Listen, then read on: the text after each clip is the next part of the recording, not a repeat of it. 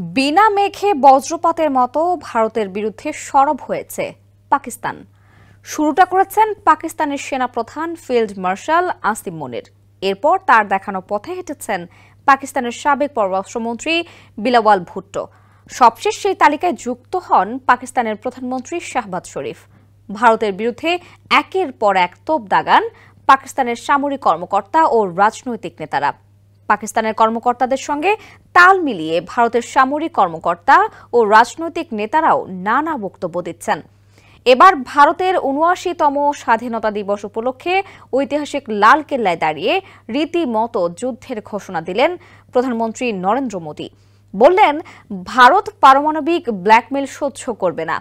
ভারতীয় সশস্ত্র বাহিনী উপযুক্ত জবাব দিতেও প্রস্তুত বলে জানান Modi. Jamuna smart refrigerator, smart লাইফে স্মার্ট রেফ্রিজারেটর। গেল ২২ এপ্রিলে ভারত নিয়ন্ত্রিত কাশ্মীরের পেহেলগামে হামলার ঘটনায় নিহত হয় ২৬ জন। এরপর পাকিস্তানের সঙ্গে থাকা সিন্ধু নদীর পানি বন্টন সংক্রান্ত চুক্তি স্থগিত করে ভারত।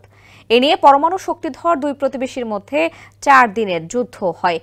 পাকিস্তান এখন সিন্ধু নদীর পানির হিস্সা চাইলে জবাবে মোদী বলেন, পানি ও রক্ত একসঙ্গে প্রবাহিত হতে পারে না। ভারতের অধিকারে থাকা পানি পাকিস্তানের সঙ্গে ভাগাভাগি করারও বিরোধিতা করেন তিনি।